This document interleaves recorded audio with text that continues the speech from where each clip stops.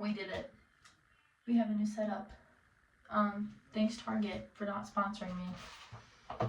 Whatever they do. So, welcome to my bathroom. This is where my whiteboard incorporates. It's really cute. I like it. It's like $12. We also have the clipboard. I sent you guys a copy of my notes for anatomy and physiology chapters 1 and 2. It's a lot, so I thought I would break it down. This is the simplistic form that I sent you guys on GroupMe. This, on the other hand, is going to be more in depth and more explained, so you don't have to read it all. I will be referencing the page numbers though, and that's what just have in the little bottom corner over here. 1, 2, 3, 4, 5, because it's 5 pages, surprisingly. In the front, I have a key, so yeah, your terminology in pink, your examples in teal, facts in purple, and the transformations, as I call it, in gray. We'll get there though. So starting off, matter. You are matter. Do you matter? Maybe, but you are matter. So matter is anything that takes up space.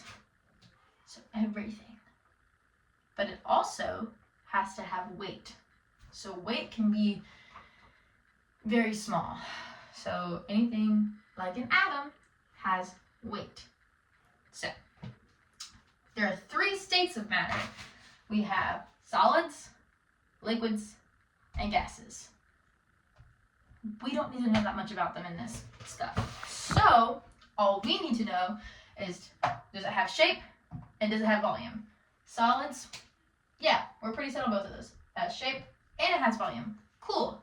Liquids, they change shape. So whenever you pour liquid into another container, it changes the shape. So we don't have shape, but we do, on the other hand, have volume. Because unless you're adding more liquid or taking away the liquid, your volume is relatively going to be the same. You know, you might have a couple droplets here and there mixing, but it's going to stay the same. Gas, no. Gas is everything, everywhere. So it's not going to have a shape. Obviously, there's no shape to the air, but we can feel the air. And then there's no volume to it because it is volume. Put it that way. So our smallest unit of matter is going to be, like I said, the atom. Just because it's the only thing that takes up space with weight. That's itty bitty. Atoms are going to be everything as well. So they make up everything that exists, everything you can see, everything you can't see, like air, all made up of atoms. So within an atom, we have 3 subatomic particles. So sub just meaning below, particles, you know, itty bitty. So in the atom, the 3 particles. We have electrons, which are negatively charged, neutrons, which have no charge, they're neutral, and then we have the protons, which are positively charged. So I'm going to draw an atom for you guys. We have our little nuclei, and then we have a few pretty little layers, right? She's gorgeous, she's beautiful, she's the moment. In the middle, the nuclei, this is where you kind of have your neutrons and your protons sitting. So you have your no charge and your protons. So that makes the nucleus the nuclei positive in here. So it has a positive charge in there. On the outer edges of this, which is, these don't exist. These lines don't exist.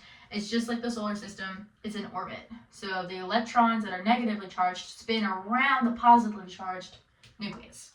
So over here, we have 1, 2 electrons in the innermost shell. And as you go out, it increases by 2 before it can move on to the next one. So the innermost shell has her 2 pretty little electrons. And then we have 4 on the second one. And then on this one, we would want 6, so on and so forth. And then you got to your furthermost one, which would be 8. That is what we want in an outer shell, the outer orbit. We want 8 electrons. The reason why is because of the octet rule. The octet rule states that every atom or element needs 8 electrons in its outer orbit to be considered stable in nature. So this just means that they can not be suddenly combusting in natural elements. So the way that they reach that stability is by creating bonds or becoming molecules. So the way that they do that and create these bonds would be 2 ways. We have an ionic bond and a covalent bond. So an ionic bond is going to transfer the electrons. So it's not going to be friendly, stay around. It's like a sperm donation. You don't want to stay around for it. You give it away and you're done. You know? So one atom is going to share an electron from its outer core, its outer layer, and it's going to, if it has one and it takes away that one, gives it to somebody else, it's going to have its outer section full. Maybe not 8 because it's not where this in the shell, but it's going to be full because it has that 1 or 2 gone. So that's what an ionic bond is. And in the ionic bond, you have the anion, which is the atom that receives the electrons. So this is going to be the baby mama. She receives the electrons in an ionic bond, and she is now receives it, and she's now negatively charged because she's got to deal with having that baby now. So her bank account is getting negatively charged. And then we have the cation, which would be the atom that gives the electrons. So this is the sperm donor, the baby daddy, that doesn't stay around. He becomes positively charged because when you donate sperm, you get money. So we have the anion, which receives the electrons and becomes negatively charged because of her negative bank account. And we have the cation that gives the electrons and becomes positively charged because he gets money in his bank account. Then that pretty much sums up ionic bonds in a way that I understand, and I hope you guys can understand a little bit better. Then we have covalent bonds. These are a bit more tricky. These took me a minute to understand. But covalent bonds, instead of transferring and get it out of here, I'm done with it, covalent bonds share a bond with the atom that they give the electrons to. So they share their electrons together. They're a happy family. So there are 2 types of covalent bonds, nonpolar and polar. So the nonpolar covalent bonds are going to be an atom in the center and multiple atoms on the outside. So for example, we would have a little bit of carbon right here, my little friend carbon, she's cute.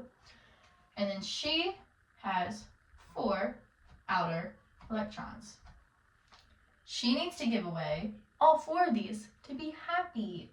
So she's going to give one to one thing of chlorine, to one atom of chlorine, another one to another atom of chlorine, another one to another atom of chlorine, and one more, her last one, to another atom of chlorine. This is because chlorine has 7 outer electrons. So her little 1, 2, 3, 4, 5, 6, 7. 1, 2, 3, 4, 5, 6, 7. 1, 2, 3, 4, 5, 6, 7. 1, 2, 3, 4, 5, 6, 7. She wants one of these carbons from each one. So she's going to go, his sister wives are going to take one of his sperm from each of them. But they're all jealous. So all of these atoms over here are all negative. That's not the symbol for negative. I did an electron. Negative. So you have your little S minus. So all of these are salty. They're mad because their baby daddy, they want to do themselves. So they're all pulling this positively charged little carbon right here. So he's positive. He's happy. He's got sister wives. But these sister wives don't want to share. So they're all pulling the carbon with equal forces towards themselves. So that's what's going to make this a non-polar covalent bond. I hope we get that. That would make sense. So the atom in the center is positively charged, and the atoms on the outside are negatively charged. This causes the outer atoms to evenly pull the inner atom towards themselves. So non-polar, because it's all equal. Then I need to get an actual eraser for this. Then we have the ever so popular polar covalent bonds. So in this case, I think we used water as the example. So we have hydrogen dioxide, which is 2 hydrogen, 1 oxygen. So we have our 1 oxygen right here, our little O, and she's gonna have, or he, we're making the baby daddy again, he is gonna have 2 hydrogen baby mamas. Right. So the inside atom is going to have a negative charge because turns out he actually doesn't like sharing his time with 2 separate women. Oh, I dropped my cap. He doesn't like sharing his time with 2 separate women. He's mad about that. So he is salty, negatively charged, and he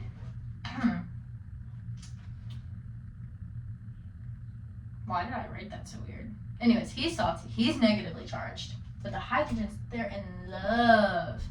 They want him so. But they don't like each other. So they're going to pull out. But he's going to pull them in.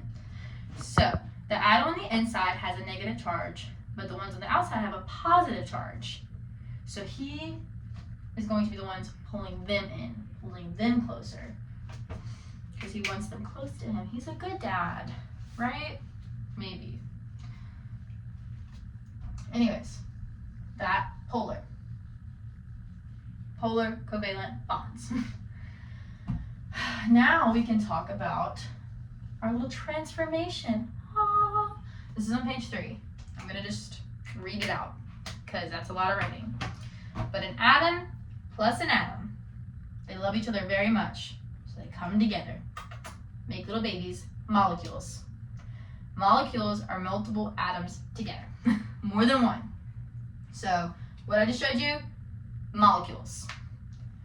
Then molecules start to grow up and they realize, oh my God, I love another molecule. So they get together and make macromolecules. Macromolecules are just more complex. So in your body, you're going to find 4 macromolecules, or 4 types of macromolecules. Your proteins, aka your amino acids, there are 20 of those in there. They're your building blocks of the body. Next up, your fats, aka lipids. That's just an example, lipids. Your nucleic acids, which are what makes up your DNA and your RNA, which is who you are, your genetic coding. And then your carbs, which is just your sugars, your saccharides. So going back to amino acids, there are 4 different types. I'm not going to get into them too much because they're kind of basic, but you have a primary, which are just all 20 of them, straight line. Secondary, staggered a little bit. Your third, it's kind of a mixture, but not quite all together. And your fourth is all together, full protein. So your amino acids are your proteins, just a little broken up. Now, to something that's a bit more complicated, but we didn't really touch on it, so I'm not too worried about it today. DNA. It is a double alpha helix structure. Say it with me. Double alpha helix structure. So this pretty much just means that if you ever watched Jurassic Park, that's what it looks like. Your curly whirlies. Ooh, they intertwine. They're in love. They like each other. Within these double alpha helix structure, you're going to have 4 nucleic acids. I'm not going to name them because we didn't learn that today. All we need to know is that they're represented by A, T, C, and G. So I'm going to write it up here. A, T, C, and G. They pair up together to make your genetic coding. Kind of gives away what's going where. So, in the pairs, you're going to find A and T really like each other. They don't mess with C and G, but C and G really like each other, and they don't mess with T and A. You will never pair up A and G or C and T. They stick with who they like. They don't mess around. The end. RNA, on the other hand, it's a little bit of a home wrecker because RNA kind of just kills off that T amino acid. So it replaces that T with a U for RNA. And pretty much that's all we need to know for RNA and DNA. The only other thing that he mentioned about it was that RNA can make protein when it sees the sequence AUG. So AUG, RNA's like, oh my god, sudden realization, protein, I can make it, let's make it. That's pretty much it on atoms, molecules, macromolecules. That's out of the way, hallelujah. Cells. This is where we're getting into chapter 2. So cells are going to be, if atoms are the smallest matter, cells are the smallest living matter. Cells make up everything living. Atoms make up everything in general. Cells make up everything living. Cells are divided into two types. Prokaryotic cells and eukaryotic cells. Your prokaryotic cells, single cell organisms. Non-membrane bound organelles. So organelles, you have organs, cells have organelles. They're just tiny organs. That's what makes it run. I'm sure we'll get into that later on what the different organelles do. Drop my cap again. But it's non-membrane bound organelles in the prokaryotic. So that just means that instead of being in certain places within the cell, they kind of just float around, free as a bird, you know?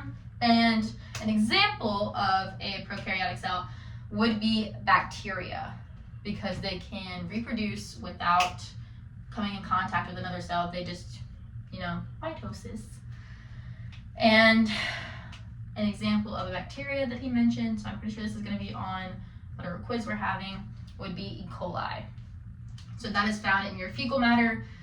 Disgusting, but an example nonetheless. Then we have eukaryotic cells, which are multi-cell organisms. So that would be something like us. And their organelles are all bound by membranes. So that just means that they're in a fixed place within the cell. And like I said, an example of this, animals. We are animals. Plants, they all have eukaryotic cells. Now, transformation from cells. How do we get from eukaryotic cells to something that's alive, breathing, living, functioning? So, cells, a cell loves another cell. They come together, they make a tissue. But then tissues and tissues get together and they make organs. Organ and an organ, organism. That would be us at that point. And then an organism plus more organisms, which would be just us interacting with other people, plants, living things, that would make a biosphere. And then you take two biospheres, because biospheres are tinier, combine those, you have the ecosystem, which is Earth. Or I guess it could be pretty much anywhere, because we don't know what life exists outside of Earth. But I think that's pretty interesting. So that explains how we go from cells to organs to organelle, people, organisms. Yeah, that's how we exist. Eukaryotic cells. Two more things to cover. We have the pH scale. So in the notes you can see, but I'm just going to draw it up here. We have a beautiful number line with two polar ends being 14 and 1. And in the middle we have a beautiful number 7. I think that's the 7 because it's like supposed to be God's perfect number. So yeah, we'll go with that. Anything perfect is what? Balanced. Because you can't be way over here to be perfect. Can't be where we're there to be perfect. Balanced. 7 is perfect. 7 is balanced. So 7 would obviously be neutral. So it's a perfect neutral. It's perfectly happy. It doesn't get in fights. It's neutral. 1, on the other hand, likes to start some drama. She likes to start some fires. Some would call her toxic or acidic. So anything from 1 to 6 would be an acid. And anything from 8 to 14 would be a base, because she's just a basic girl. She doesn't know what to do with her life. She's just nonchalant redhead, I guess. Please don't cancel me. But that explains pH in very simple terms. And that he mentioned alkaline a lot, because I think that was my fault though. But alkaline would be like your very basic waters. So these are more healthy for you to drink and stuff. Fun fact. Now, last but not least, the last thing we covered today on chapters 1 through 2 would be your ATP. So that's going to be your body's form of energy. How fun. Anytime you move, anytime you breathe, it all requires energy.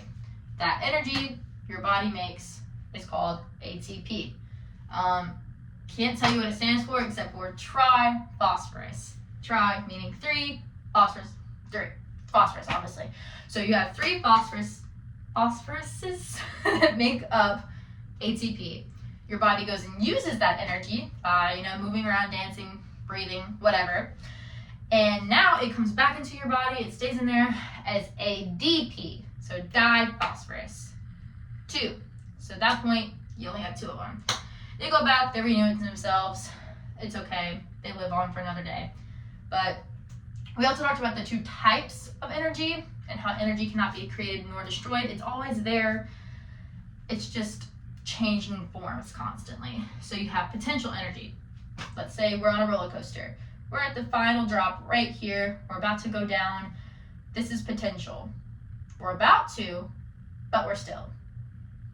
Potential energy. We might. We have the potential to move, but we're not. Going down the hill would then be kinetic energy. So that's when we're moving, going, doing. Kinetic. Got it? I hope so. So that was the last bit of my notes from chapter 5. Hopefully explained a bit better, simplified. This is 22 minutes long. I love talking.